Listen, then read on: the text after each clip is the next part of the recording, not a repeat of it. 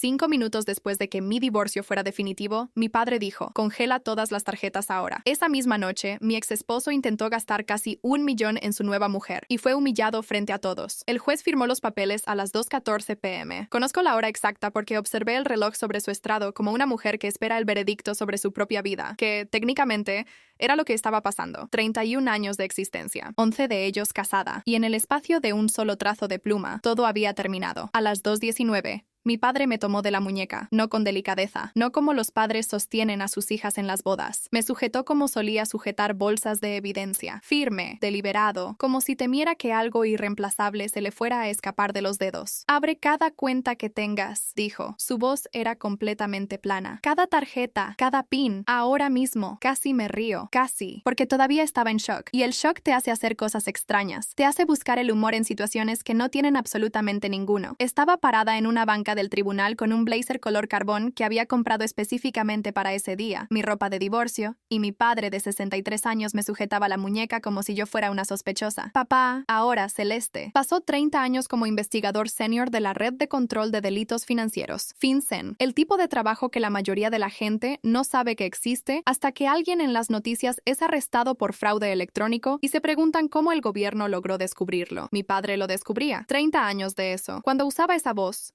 baja, cortante, sin calidez, no había espacio para el debate. Así que me senté en esa banca y comencé a bloquear cada puerta, una por una. Déjenme retroceder, porque si van a entender lo que pasó esa noche, necesitan entender cómo se veían realmente los 11 años anteriores. Su nombre es Marcus Delaney. Uso su nombre completo, porque después de todo lo que salió a la luz en la corte, perdió su derecho al anonimato. Conocí a Marcus a los 30 años, cuando apenas terminaba mi maestría en administración, y él era director de ventas de nivel medio en una firma de bienes raíces comerciales. Tenía un encanto del tipo que toma años descifrar, atento en público, calculador en privado. Recordaba cómo tomabas el café y olvidaba tus límites. Te hacía sentir elegida, y yo era lo suficientemente joven y ambiciosa como para confundir el ser elegida con el ser amada. Nos casamos 11 meses después de conocernos. Mi padre voló desde D.C. y le estrechó la mano a Marcus y sonrió con la boca, no con los ojos. Yo lo noté, lo archivé en mi memoria. Me casé con Marcus de todos modos. Lo que siguió no fue una película de desastres. Esa es la parte que la gente no cuenta. La traición real no se anuncia, se filtra. Son 1000 pequeñas concesiones que parecen razonables de manera aislada. Marcus manejando las cuentas conjuntas porque ya estás administrando el negocio. No necesitas más en tu plato. Marcus sugiriendo que consolidara mis tarjetas corporativas y personales por simplicidad fiscal. Marcus siendo el contacto principal en nuestro portafolio de inversiones porque él tenía la relación con el asesor. Mi negocio, Delaney Event Group, que había construido desde un préstamo personal de $12,000 antes incluso de conocer a Marcus. Había crecido para cuando se presentó el divorcio hasta convertirse en una empresa de eventos corporativos de tamaño mediano con 6 empleados de tiempo completo, 2 contratos de retención con clientes de Fortune 500 y un ingreso anual que hacía a Marcus muy cómodo y muy resentido en igual medida. Él no había construido nada de eso, pero había tocado todo durante 11 años. Descubrí lo de la otra mujer. Se llama Brianna Colt. 8 meses antes de que el divorcio se finalizara. No porque él confesara, porque ella publicó una foto en Instagram de una habitación de hotel en Scottsdale, con un pie de foto que decía cuando dice viaje de negocios, pero en realidad significa esto, y etiquetó el resort. Marcus había estado en ese resort. Yo tenía el estado de cuenta de la tarjeta de crédito. No grité, no lancé cosas. Fui a mi oficina en casa, cerré la puerta y llamé a mi abogada, Patricia Okafor. Patricia Okafor, TD, de Georgetown Law, 15 años especializada en litigios de divorcio de altos activos. Había trabajado conmigo antes en una disputa contractual. Contestó al segundo timbre. Le conté lo que tenía. Ella dijo 3 palabras. No toques nada. Los siguientes 8 meses fueron el tipo de preparación legal lenta y calculada de la que la gente no hace películas, pero debería. Patricia construyó un caso de la misma manera en que mi padre me había enseñado a construir un negocio, metódicamente, sin emoción, documentando todo. El abogado de Marcus, un hombre llamado Jeffrey Hatch, que usaba trajes ligeramente ajustados en los hombros, presionó por una división de bienes que le habría dado a Marcus el 40% de Delaney Event Group, argumentando que el negocio había crecido durante el matrimonio y por lo tanto representaba un bien conyugal. Patricia contraatacó con 11 años de registros de nómina, documentos de incorporación anteriores al matrimonio y una auditoría financiera forense realizada por una contadora llamada Diane Ferris, quien había trabajado con la Oficina de Aplicación de Fraude fraude del IRS durante 12 años antes de independizarse. Diane Ferris no desperdicia palabras. Armó un informe de 94 páginas que rastreaba cada dólar que Marcus había tocado en relación con mi negocio, identificó 3 instancias de lo que clasificó como transferencias internas no autorizadas y presentó el documento a Patricia con una sola nota adhesiva en la portada que decía: ha estado desviando fondos. No mucho, no suficiente para procesarlo por sí solo, pero suficiente para contar una historia sobre el carácter. Suficiente para contar una historia sobre lo que hace un hombre cuando cree que nadie lo está observando. Para cuando entramos a esa sala del tribunal, Patricia tenía una carpeta de 2 pulgadas de grosor. Marcus entró junto a Geoffrey Hatch luciendo relajado. Llevaba su traje azul marino, el que costó $4,000 y que yo misma había elegido para él en un viaje a Milán 3 años antes. A Brianna no se le permitió entrar a la sala, pero la había visto en el pasillo cuando llegamos. Blusa de seda, lentes de diseñador sobre la cabeza. Observaba a Marcus entrar como si estuviera a punto de recoger un premio. El juez era el Honorable Carol Weston, 22 años en el estrado de la corte familiar, quien tenía el aire cansado y preciso de un hombre que había visto todas las posibles combinaciones de la decepción humana y ya no era capaz de sorprenderse por ninguna de ellas. Revisó los documentos, hizo 3 preguntas, firmó los papeles. La división quedó finalizada. Marcus no recibió nada de Delaney Event Group. Recibió sus cuentas de inversión personales, la casa del lago que había pertenecido a su familia y exactamente lo que había aportado a nuestros ahorros conjuntos, ni más ni menos. El informe de Diane Ferris, presentado como prueba complementaria, había reformulado toda la narrativa. Geoffrey Hatch objetó. El juez Weston lo miró como se mira un desagüe lento. Denegado. Fue entonces cuando vi cambiar el rostro de Marcus. Había entrado esperando ganar algo. Eso era lo típico de Marcus. Siempre esperaba ganar, porque durante 11 años yo se lo había permitido. El negocio crecía y él se llevaba el crédito. Las cuentas engordaban y él tenía acceso. La membresía corporativa en The Sapphire Room, un club privado al que me había unido 6 años antes para entretener clientes, a $18,000 al año. La usaba libremente, sabiendo que la tarjeta siempre funcionaba. No había esperado que la puerta se cerrara. Nunca había considerado siquiera que yo pudiera cerrarla. Afuera del tribunal, salió con Brianna del brazo, y ella tenía esa sonrisa puesta, la que apuntaba hacia mí como un arma, como si sostuviera algo que yo había perdido. Marcus me miró una vez. No llores demasiado, dijo. Algunas mujeres simplemente no saben cómo retener a un hombre. Ella se rió, fuerte, del tipo de risa hecha para ser escuchada. Yo me quedé callada. Mi padre no se movió, no reaccionó.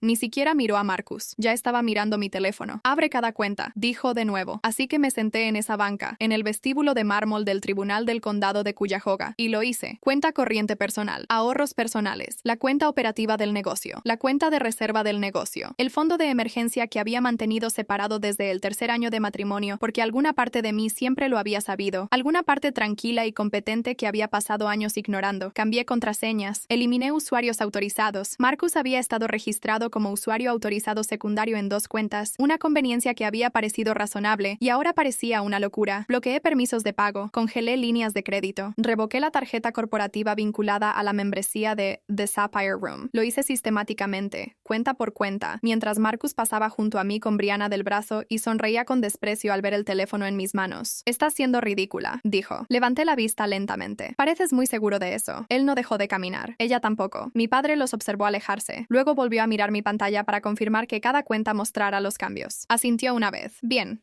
dijo. Ahora se pone interesante. No sabía, sentada en esa banca, cuánta razón iba a tener. Esa noche, Marcus llevó a Brianna a The Sapphire Room, mi club. Se sabía de memoria el número de la tarjeta antigua. Lo sé porque el gerente general del club, un hombre llamado Thomas Reeves, que ha dirigido ese establecimiento durante 14 años con la eficiencia tranquila de alguien que lo ha visto todo y dice muy poco, me contó después que Marcus lo había recitado sin dudar cuando llamó para reservar una suite privada a las 6:30 p.m. Thomas Reeves no tenía motivos para marcar la reserva como sospechosa. El número de tarjeta coincidía con una cuenta activa registrada. La suite estaba disponible. La reservó. Marcus llegó a las 8 p.m. con Brianna. La suite tenía una terraza privada, un arreglo de embutidos preestablecido y una estética de cristal y velas que Brianna comenzó a documentar de inmediato para Instagram. Lo sé porque ella publicaba en tiempo real. Historias, luego publicaciones, luego un video corto con el pie de foto cuando tu hombre se presenta y lo hace en grande. Y 3 personas diferentes que la seguían ya le habían enviado capturas de pantalla a Patricia para las 8:45. El pedido de la cena fue extraordinario. No extraordinario como impresionante. Extraordinario como un acto de teatro deliberado y calculado. Costilla Wagyu a 5. Precio de mercado. Ostras Kumamoto importadas, 3 docenas. Una botella de cristal de la bodega privada. Cócteles con hojuelas de oro. The Sapphire Room ofrece 2. Y él pidió ambos. Luego, Camino a la mesa, Brianna se detuvo en la boutique del club y señaló un colgante de zafiro y diamantes en una vitrina de cristal cerca de la entrada. Yo conocía esa pieza. La había admirado yo misma cuando llegó 3 meses antes. $200,000. Ella lo señaló como la gente señala las cosas que cree que le pertenecen. Carga todo a la tarjeta negra, le dijo Marcus al empleado de la boutique. Luego lo repitió al mesero que fue a tomar la orden de la cena. Luego otra vez cuando llegó el champán. A las 9:43 p.m., el mesero regresó a la mesa. Su nombre, supe después, era Daniel Forsyth, mesero en The Sapphire Room desde hacía 6 años. Un hombre que sabía manejar situaciones difíciles con compostura. Estaba pálido. Señor, disculpe, parece haber un problema de procesamiento. El pago fue rechazado. Al otro lado de la ciudad, mi teléfono se iluminó. Mi padre y yo estábamos en mi mesa de cocina con 2 tazas de café y un bloc de notas legal. Se había quedado. Dijo que quería asegurarse de que todo se hubiera procesado correctamente. Creo que lo sabía. Creo que ya había calculado todo esto antes de que saliéramos del estacionamiento. Alerta de fraude. Tarjeta terminada en 4C4171. Intento de cargo rechazado. $200,000. Comercio. The Sapphire Room. Alerta de fraude. Tarjeta terminada en 4C471. Intento de cargo rechazado. 3,847. Comercio. The Sapphire Room. Alerta de fraude. Tarjeta terminada en 4C461. Intento de cargo rechazado. $14,200. Comercio. The Sapphire Room. Mi padre miró fijamente la pantalla. Luego asintió una vez, muy lentamente. Bien, dijo otra vez. Marcus no lo manejó con tranquilidad. Thomas Reeves me contó después, cuando me llamó a las 9:46 p.m., con esa voz cuidadosa particular de un hombre que entrega noticias que sabe serán importantes, que Marcus había insistido primero en que la tarjeta era válida. Luego insistió en que el lector estaba fallando. Luego exigió que Thomas fuera personalmente a la mesa. Thomas fue. Llevó la terminal. Pasó la tarjeta 4 veces distintas. Se rechazó 4 veces distintas. Cada vez lo explicó con una voz lo suficientemente baja para que la pareja de la mesa vecina no pudiera escuchar. Marcus entonces le informó a Thomas, lo suficientemente fuerte para que sí pudieran escuchar, que yo era su ex esposa y que todo esto era un malentendido y que podía llamarme directamente. Y yo autorizaría los cargos de forma remota. Thomas dijo, con extrema cortesía profesional, que no podía aceptar una autorización remota verbal de un tercero para montos de esta naturaleza. Marcus pidió papel. Aquí es donde necesito hacer una pausa, porque lo que pasó después es la parte que convirtió una mala noche en un asunto criminal. Marcus solicitó y recibió, porque nadie todavía tenía motivos para negárselo, un formulario de autorización en papel, del tipo que se usa para cuentas corporativas cuando la tarjeta no está presente. Llenó el formulario usando el nombre de mi empresa, Delaney Event Group. Llenó el número de cuenta corporativa. Lo firmó con mi nombre, Celeste Adaize Delaney, mi letra. Aproximadamente. Mi nombre legal completo. Mi empresa. En un documento legal. Thomas aceptó el formulario. Dijo que necesitaría procesarlo con la oficina de facturación y se disculpó. Me llamó 3 minutos después. Me quedé muy quieta por un momento después de que terminó de explicar. Thomas, dije, sí, señora Delaney. No proceses ni un solo cargo. Guarda cada papel. Guarda cada segundo de grabación de cada cámara en ese edificio. No permitas que salga ninguna documentación de las instalaciones. Y necesito que me hagas un favor más. Por supuesto. Asegúrate de que ella siga publicando. Brianna siguió publicando. Para la medianoche, había subido un reel completo, la suite, la terraza, documentación de las instalaciones, y necesito que me hagas un favor más. Por supuesto, asegúrate de que ella siga publicando. Brianna siguió publicando. Para la medianoche, había subido un reel completo, la suite, la terraza, las ostras brillando bajo la luz de las velas, las copas de champán chocando, un primer plano del collar de zafiro que ya llevaba puesto, aparentemente convencida de que el formulario había resuelto el problema. El video tenía 400 visitas para cuando lo capturé a la 1 a.m. Los metadatos estaban incrustados.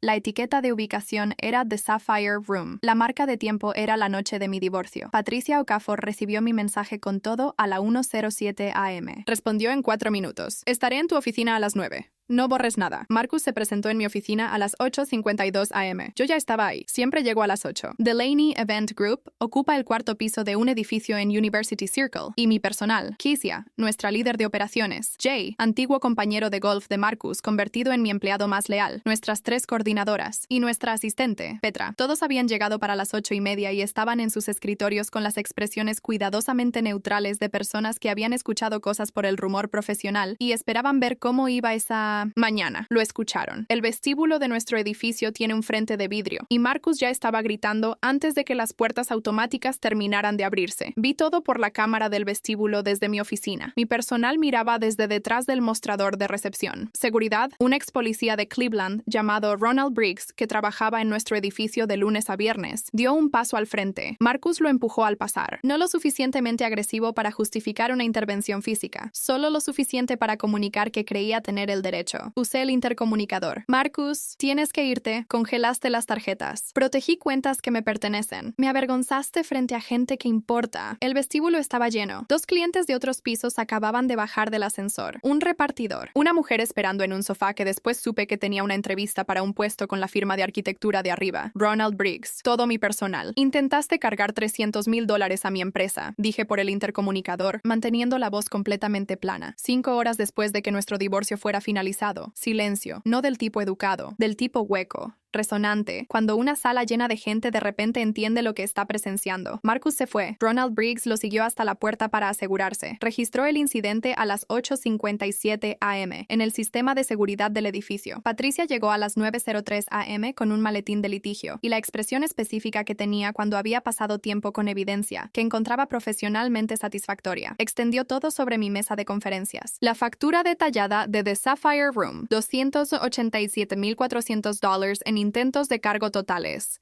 incluyendo el collar. El informe de incidente escrito por Thomas Reeves, firmado y fechado. Grabaciones de seguridad de la boutique mostrando claramente el collar siendo colocado alrededor del cuello de Brianna antes de que el formulario siquiera fuera procesado. El formulario de autorización mismo, sellado en una funda de evidencia transparente. Y en el centro de la mesa, un escaneo de alta resolución de la línea de la firma. Celeste Adaize Delaney. No exactamente mi letra, pero cercana. Mi padre, cuando la vio después, identificó 3 divergencias específicas en unos 45 segundos. Había enseñado análisis de escritura para el Departamento del Tesoro. Notó el bucle en la E minúscula, la inconsistencia de presión en la D mayúscula, y el hecho de que yo siempre agrego un pequeño trazo de conexión entre la A y la D en Adaize, que Marcus simplemente nunca había observado con suficiente atención para replicar. Patricia golpeó la página con un dedo. Falsificación, dijo. Uso no autorizado de instrumentos financieros. Potencial fraude criminal. Luego deslizó su teléfono sobre la mesa. El reel que Brianna había publicado seguía en línea. La suite, las ostras, el champán, el collar, 2,800 visitas ya, y seguía subiendo. Ella hizo nuestro trabajo por nosotros, dijo Patricia. Mi padre, sentado en la silla del rincón con su café,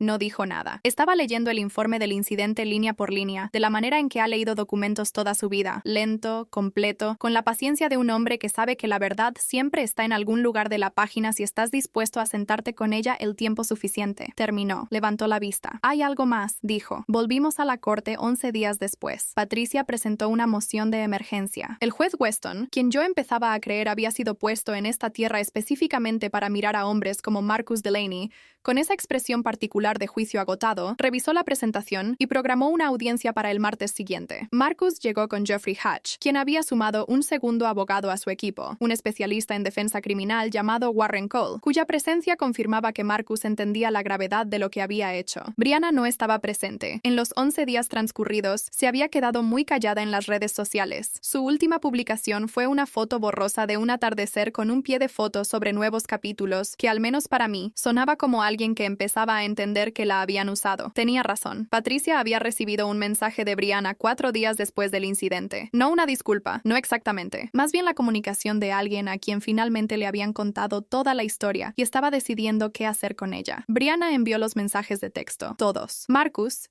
en las semanas previas al divorcio, le había dicho a Brianna que las tarjetas corporativas estaban incluidas en el acuerdo de divorcio, que yo había accedido, como parte del arreglo financiero, a cubrir un último conjunto de gastos como una especie de ruptura limpia. Le dijo que yo lo había autorizado. Le dijo que ella merecía una noche así. Le dijo que ella era a quien siempre había elegido. La había puesto en ese restaurante como un accesorio. Porque si yo hubiera aprobado un solo cargo después del divorcio, incluso de forma remota, incluso en un momento de generosidad aturdida, su abogado planeaba usar esa autorización como evidencia de que nuestro arreglo financiero seguía activo, de que yo había extendido voluntariamente el acceso a mis cuentas, y presentar una moción para reabrir toda la división de bienes. La cena nunca fue sobre Brianna, fue una trampa. Y yo ya había cambiado cada cerradura 5 minutos después de salir de ese tribunal. Patricia expuso todo frente al juez Weston: el formulario de autorización, la falsificación, las grabaciones de seguridad, las publicaciones en redes sociales, impresas, con marca de tiempo, con metadatos intactos, admitidas como pruebas F hasta M. Los mensajes de texto de Marcus a Brianna, reenviados por la propia Brianna. El juez Weston leyó lentamente. Warren Cole, el especialista en defensa criminal, se quedó muy quieto. El juez levantó la vista una vez durante la revisión, hacia Geoffrey Hatch, con una expresión que no era del todo una pregunta, ni del todo una afirmación, sino de alguna manera ambas cosas. Geoffrey Hatch miró la mesa. El fallo llegó al final de esa sesión. El juez Weston emitió una orden permanente de no contacto. Remitió el documento de autorización falsificado a la oficina del fiscal del condado de Cuyahoga para investigación criminal, citando específicamente posibles cargos de falsificación bajo el Código Revisado de Ohio 2913.31 y uso no autorizado de instrumentos financieros. Rechazó cada moción pendiente que Marcus había presentado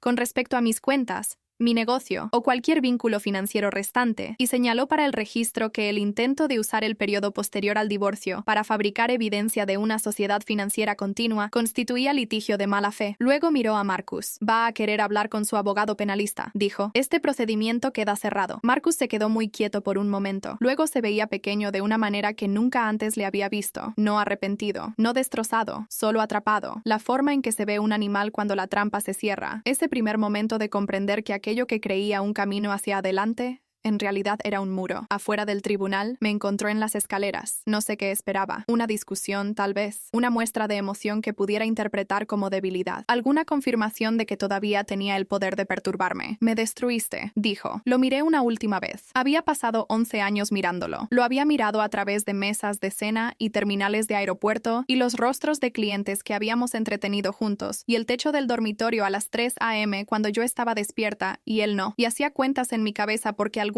parte tranquila de mí siempre había sabido que el suelo no era tan sólido como parecía. Lo había mirado en ese tribunal mientras sonreía y esperaba ganar. Lo miré en esas escaleras del tribunal y no sentí nada parecido a lo que él esperaba. No, dije. Simplemente dejé de pagar por ello. Me di la vuelta para irme. El teléfono de Patricia vibró. Leyó el mensaje una vez. Luego lo leyó otra vez. Luego me miró con una expresión que no le había visto antes en 15 meses de trabajar juntas. Y Patricia Okafor no es una mujer fácil de conmover. Hay un problema, dijo. Me detuve. El formulario de autorización falsificado, dijo. No fue el primero. Diane Ferris, la contadora forense, 12 años con el IRS, el informe de 94 páginas, la nota adhesiva que decía: ha estado desviando fondos. Había estado haciendo trabajo adicional por su cuenta, no porque alguien se lo pidiera, porque es el tipo de persona que, una vez que huele algo mal en un conjunto de registros financieros, no puede detenerse hasta encontrarlo todo. Había encontrado más. A lo largo de nuestro matrimonio, Marcus había presentado 3 formularios de autorización adicionales usando el nombre de mi negocio, no a The Sapphire Room, a otros proveedores, una empresa de alquiler de yates en Miami, el alquiler de una villa privada en Portugal, un resort en Scottsdale. Los cargos habían sido aprobados, porque en ese momento, Marcus tenía acceso legítimo a la cuenta, y los montos, entre $15,000 y $40,000 cada uno, no eran lo suficientemente grandes como para activar mis umbrales de auditoría personal, pero las firmas en esos formularios, comparadas con mis muestras de firma autenticadas en el expediente del divorcio, mostraban las mismas 3 divergencias que mi padre había identificado en el formulario del tribunal. El mismo bucle en la E minúscula, la misma inconsistencia de presión en la D mayúscula, el mismo trazo de conexión faltante en ADA S, 4 documentos falsificados. A lo largo de 6 años, Diane Ferris había enviado el análisis a Patricia con una segunda nota adhesiva. Esta decía: nunca fue solo desvío de fondos. No voy a entrar en detalles sobre los procedimientos criminales,